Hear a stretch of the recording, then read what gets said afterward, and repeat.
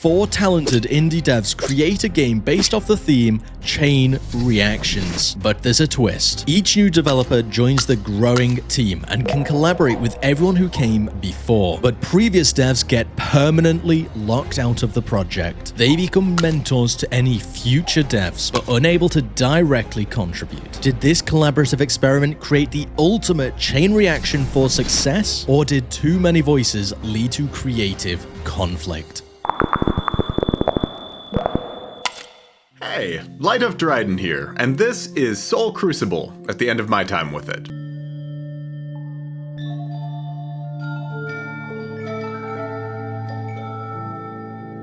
But how did we get here? Well, to start with, Lazy T gave me the theme Chain Reactions. Thank you for that, that is extremely juicy. There are like 3 types of chain reactions I could work with. Kinetic ones, chemical ones, and nuclear ones. Kinetic reactions made me think of billiard balls, nuclear reactions made me think of stars, which are basically ongoing nuclear chain reactions, and I wasn't sure how I was going to get chemical involved. But what's cooler than chemistry?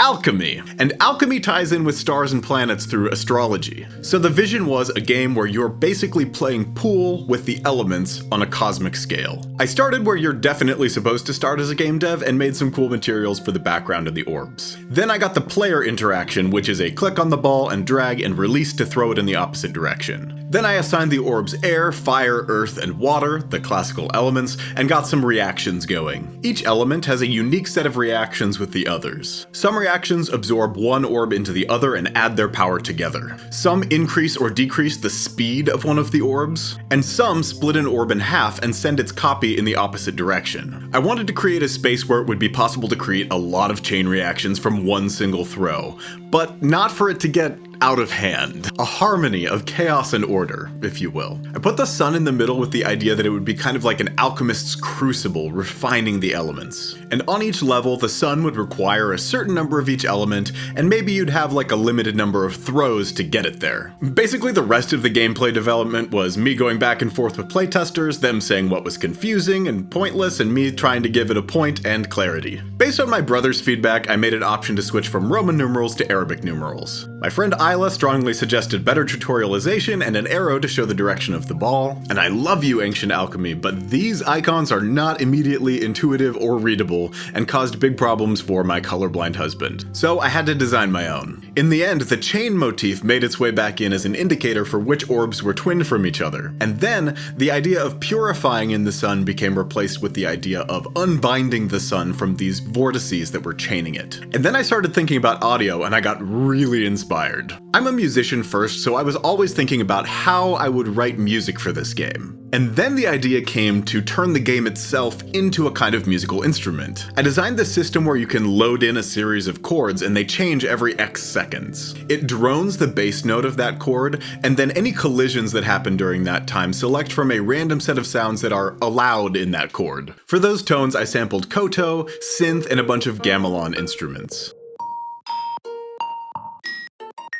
We also needed a sound for when the vortex was successfully fed, so I sampled a bunch of nice low, warm piano voicings of every chord and loaded those in too. Honestly, I just wanted to keep working on this system, but I had to make the game teach itself so that the other devs would know what was going on. I kept the basic mode I'd been working in as free play with randomized requirements. And then I made a series of tutorial levels that taught the interactions one by one. As I was doing this, I realized that you could win each one by just tossing the same orb into the vortex. So I made this stat screen that grades your performance to encourage you to do more reactions. But while that's a nudge in the right direction, it still doesn't stop you and force you to learn. I made these walls that only let orbs of greater power pass, so you have to do reactions to get through. And once I had that, it was easy enough to create 8 challenge suns, which have increasingly powerful walls for overachievers. I've been asked to give this game a score out of 10.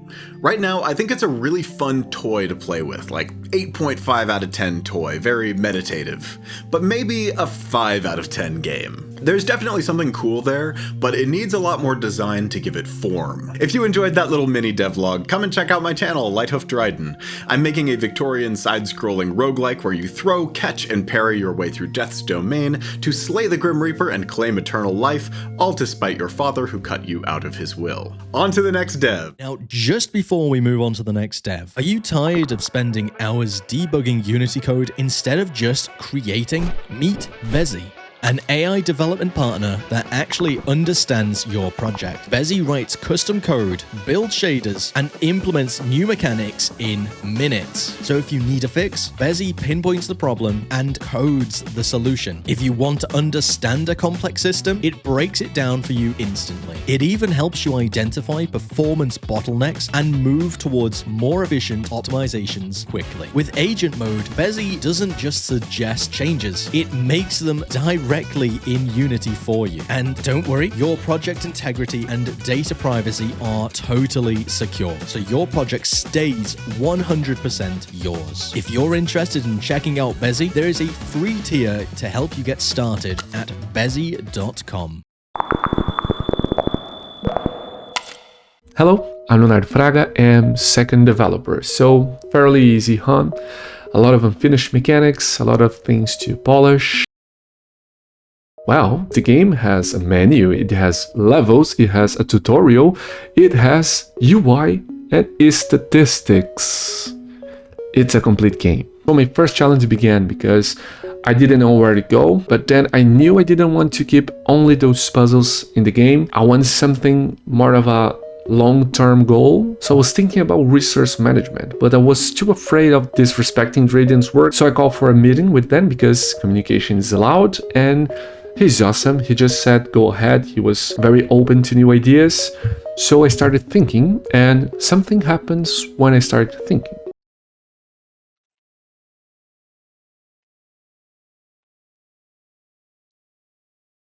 Here's my idea. I would have energy to buy souls, and I play souls, review a fog of war around it, and those souls give me more energy. And those souls would have entropy level, because entropy has everything to do with chain reaction. Each soul would have a specific composition that make it more susceptible to some elements and not others. And the more entropy you have on a soul, the more energy it generates. But there is a catch. If the entropy level passes max thresholds, you have one of the two effects depending on the composition. If, let's say, it's a lot of fire and wind, you would go supernova and it would explode, losing that soul and destroying everything around it.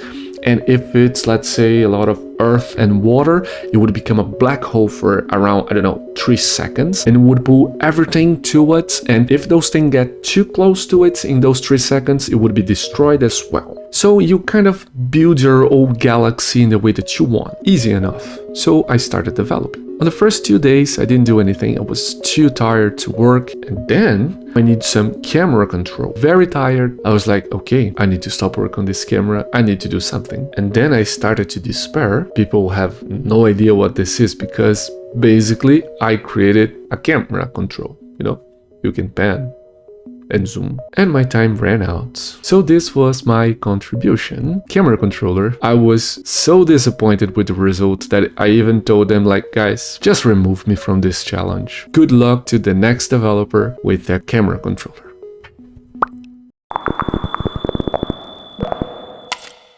Hi, my name is Deynum, I'm a game dev with way too many subscribers on YouTube, and now it's my turn to try and make something of this game, which is going to be very interesting because it's practically already finished. Like, there's not really anything I can add to the main gameplay without just fully changing it, and that's not something I want to do. Luckily though, the last dev came up with a new idea, which was to turn it into a management game, and I really like that. But sadly enough, they didn't get very far into actually making that, so what I'm going to do is I'm going to take some of their general ideas, add a lot of my own, and try to make an interesting new game mode for this game. So let's give that a go. Okay, I started by taking the sun from the main menu and adding a planet that is attached by a chain that spins around that sun. And the idea is very simply that the sun would produce these elements that is in the main gameplay and will transport them to the planet, which will then produce energy that will help me produce more elements. Very simply put, that is the general gameplay loop. And to kind of keep in line with the aesthetic that we have going on, I added this display of which elements are currently currently in the planet and are currently in the sun. And you can also see that I added a population counter, which is currently at 1. But right now, there's no way to get things in the sun to even do anything with the sun. So we got to make sure that when we click the sun, we go to our main gameplay loop, which should be fairly easy. Okay, I was wrong. It was not easy. It was actually really hard.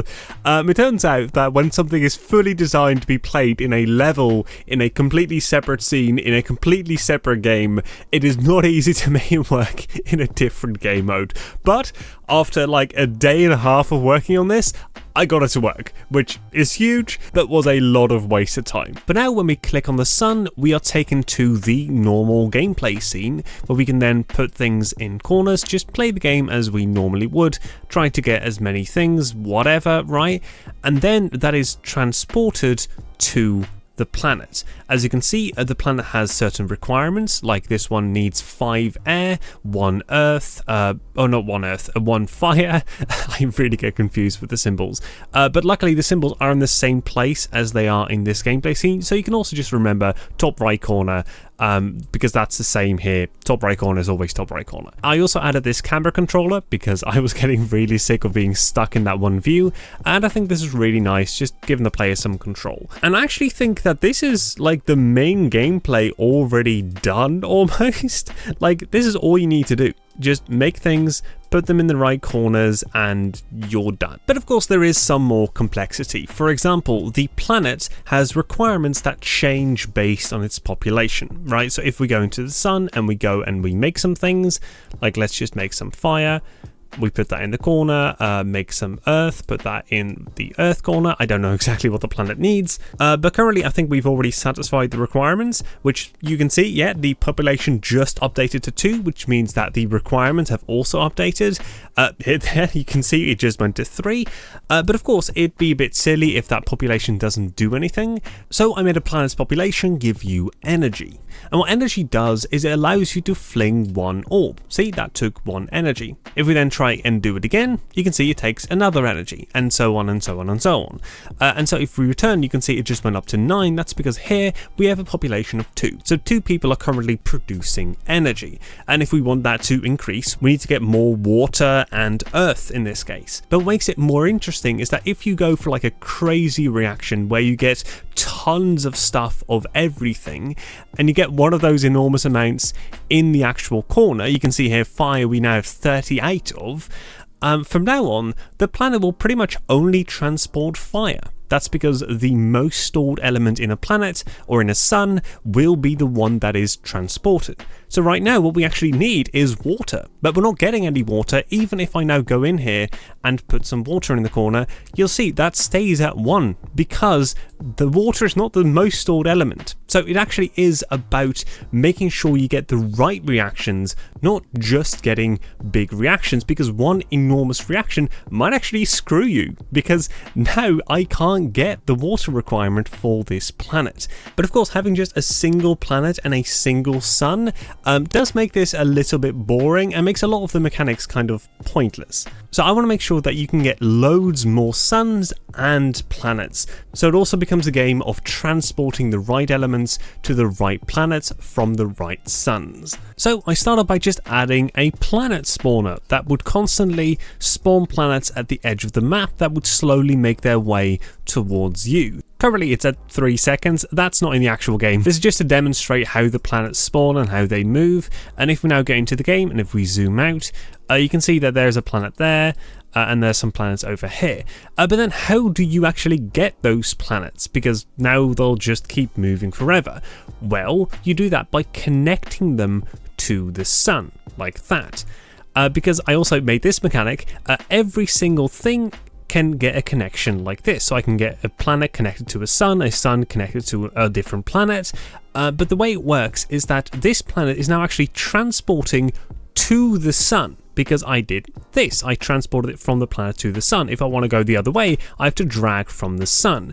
But that removes it from this planet, right? So you can only have one transport from one object to another. But you can see now that this planet is permanently rotating around this sun, and that's because once it is connected to a sun, it stays connected, so you don't have to have constant connections. It's just that you need to kind of connect it first so that the game kind of knows, okay, you want to use that planet, but now I can remove this connection pretty easily. But right now what I've done is I've actually made the game way more difficult by having more planets but keeping the same amount of suns, so we need to find a way to get more suns in the game. And for that, I added the supernova button. As you can see right now, it's transparent, so you can't actually click it, doesn't do anything. But you can also see I added these meters to all of the different elements. And basically what that means is that if we get a certain amount of elements in the corner, right now it went up, right? Just a tiny bit, but it went up. And the way it works is that if we get 25 of each element in each corner, we'll be able to click supernova. And to just simulate that, because I am not actually going to get 25 in each corner, it's not as easy as I'd like it to be. I just simulated each having 50. You can now see that the supernova button is clickable. So if we go and click it, and we'll wait a second, you can see that the sun is growing a lot, and there it goes. It splits in two. Now, we have two suns. Now, the planet chooses a random sun to stay connected to, so right now it is actually rotating around this sun, but it's still connected to the old sun. So this is the original, and this is a new one. So if we go in here, we have a completely different sun. We have completely different orbs and everything. If we go back to this one, you can see that none of what we just did is actually there. And a big strategy in this is that if you screw up one sun by just putting way too many elements in one corner, you can just try and put some other elements in different corners, and then you can just supernova it and have a different sun that is completely clean that you can then go and work with. I think this adds a really interesting... Oh, I forgot to turn the planet spawner down. Right, so... a lot of planets now, but I think this is a really interesting game mechanic, and I do think that this adds some much needed balance. What it also means is that if we have loads of different suns, we can actually just have one sun for a specific element, so we don't need to worry about not being able to get a certain element, because we can just say, like this, let's say this planet is transporting water, we can just put that to the planet as well. So right, this planet is transporting something, this is a different thing, and so we can get both things to the planet like this. But let's say we now also need to get it to this planet, but these suns already connect to something. We can connect the planet to the other planet, right? So we can transport things from one planet to another one. And so I think all of this makes for a really interesting management. Sorry, there's just way too many planets. But I think this makes for a really interesting game. So yeah, that is my addition to the game, a brand new game mode that I actually think has a lot of potential and I think could be very interesting. Of course, I have no idea how difficult it is because I've done literally no playtesting, so it might actually be impossible right now. I wouldn't know, but I think it has a lot of potential. It'd be really interesting to see what happens with it, and I'm very excited to see where it goes. I'd say right now, just the pure potential of this new game mode, I'd say the game is like an 8 out of 10 with like all the fun reactions in here and the interesting management and transporting and different planets and suns and all that. I'd say the potential is like an 8 out of 10, so I'd be really excited to see what still happens with it. Hey, I'm Nerd Chomp. When LazyT invited me to this challenge, I let him know that I've never used Unity before and I've never coded a single thing in C#. My engine of choice is Unreal, and I use Blueprints for all my programming. So when I say I've never used Unity, I mean I've never even opened or installed the engine before. He said that was fine and we could make it work. He put me as the last dev of the challenge and said that I could mainly just polish the game. I opened Unity for the very first time a week before the challenge, where a very generous Lighthoof Dryden taught me the basics of how to navigate the engine and walked me through my first few lines of C#. I opened Unity for the second time when I received the game from Deynum, and from there I had 5 days to change and add whatever I wanted. I opened up the project, and from a quick playthrough of both level mode and galaxy mode, I knew there were a lot of things I wanted to change. Firstly, it was incredibly difficult to remember all the element combinations and reactions. Intimidated by touching any of the code, I focused first on making a reference chart for the element reactions the player could access at any time. With the chart made, I needed to link it up to a button in the game. That meant adding my very first bits of code. The functionality was simple enough and I was able to get the button working without any issues. Another big issue I noticed was that things could very easily get out of control, specifically in Galaxy mode, where the unmatched element corners didn't absorb the orbs. I could very easily fling an orb at high velocity, and everything would explode into chaos, producing crazy high numbers, and often pushing the orbs through the boundary walls and out of bounds. Gaining a little more confidence in C#, I went into the orb script and clamped the speed to a max value. It was an easy fix, but it instantly made the game feel way more stable without compromising the big chain reactions. Those still happen, just at a much more reasonable scale. At this point, the puzzly level mode was feeling fairly complete, but I had some more things I wanted to address in Galaxy mode, where there's a resource management aspect. It didn't feel like the player had a choice in which elements were getting produced. The reactions were too unpredictable. I didn't want to tone down the chain reactions, since the theme of the challenge was chain reactions. Deynum had implemented a supernova mechanic where the sun splits into two, and the resulting two suns were identical. But if I gave the player control over which elements were available with the new sun and which orbs spawned, they could have more control over which resources they produce. If you need water, but the earth orb keeps absorbing your water orbs, you can create a sun that doesn't spawn earth orbs. Making this change was much more involved, but I wanted to try. I dug through the code from the previous devs, and I asked them a few questions on Discord, and they were very helpful. I messed with the code, and I prayed I wouldn't completely break the game in the last stages of the challenge. After a few days of messing things up, troubleshooting and fixing, I got it to work. Before activating a supernova, 4 element buttons pop up allowing the player to choose which ones are assigned to the new sun. I added element icons on top of the suns so it's clear which suns have which elements. To activate the supernova, the player needed to pass a threshold for each element, but since now we can have suns without certain elements, I changed the threshold to be a total of all of the elements. With this successful change and a few more days to go, I started to gain confidence and decided to change a few more things. I added an auto-resource generation upgrade system for the suns. It costs energy to upgrade, but it randomly generates one of the assigned elements over a certain time interval. The planets had resource requirements to grow their population, but there was no cap to the amount of resources you could send over to a planet. This meant that a sun would constantly bleed dry and your planets would overflow with resources. It was also confusing just to see the numbers go over what looked to be a limit but wasn't actually a limit. So I changed this and capped the resource transfer to the limit shown on the display. Resources can transfer between suns and planets, but only the highest resource that the sun or planet would transfer. It was very easy to accidentally get a whole bunch of one single resource, and then be stuck only sending that one resource, which can be very frustrating. Instead, I changed it to cycle through which resource is sent. The chain animation is actually moving in the opposite direction of the resource transfer, so I flipped that around, and I added arrows to the chain to make the direction of transfer more readable. The supernova effect itself had no sound effects when I got the project, but it seems like an event that should have sound. So I grabbed an explosion sound effect from a free sound library, modified its pitch, and added a low-pass filter.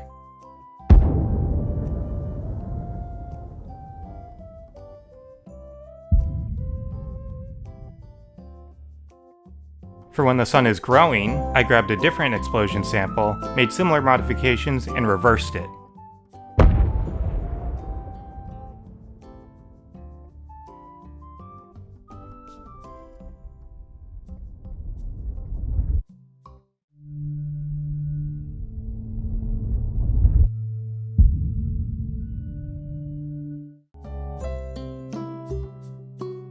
And the last thing I added in the very last few minutes of the challenge was a new planet incoming notification, so the player is aware that a new planet has spawned, even while they're flinging orbs inside a sun.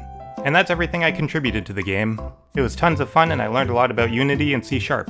I think if I were to rate this game right now, I would probably give it maybe an 8 out of 10. All the functionality is there, it still does need a lot of balancing, or I'm just bad at the game. But in its current state, I think it's very difficult, and it would just need a lot of tweaking and balancing, but it's getting there. I think the game turned out great, and I can't wait to see what the other devs think. There was times that I was playing, and I would completely forget about the goal, and I was like, okay, if I throw this one there, it's gonna be fun. Let me see what we have. Alright, so we've got a lot of fire. Shoot, okay, yeah, now we've got water. Yes, yes. Go. But also, one thing that I found really fun in the game was just creating massive chain reactions. Yeah, yes. So much stuff happening. The change of making the wrong vortexes not suck up the ones really changed the dynamic and made those chain reactions expand and expand more possibly. Do galaxy mode. This is way more my speed because now the wrong corners don't absorb anything. Playing the levels, it's just I constantly have the things going in the wrong ones, just endlessly. All right, let's get water in that corner, and now we've got air in that corner. I suck at this game so much. The earth orbs. I hate the earth orbs. Earth is so mean. No. The earth. The level mode is like a good tutorial for the galaxy mode. Oh, I don't know any of. I'm not going to even remember this even after looking at it. Like right now, forgotten literally everything. But that is so useful to have. I did call them the tutorial levels in my devlog. So that is literally how I was thinking of them. I feel like you kind of thrown in the deep end a little bit with this very specific project. I mean, in some ways it's harder because a lot of stuff going on. It's a lot of like walls of code to go through that I don't really understand. But in other ways it's easier because I can be like, oh, this is how they would attempt to do this thing. Maybe I can do something similar. Let's click it. Let's supernova. Oh, wait, this is new. Start producing a ton of these too? Okay, it's going crazy.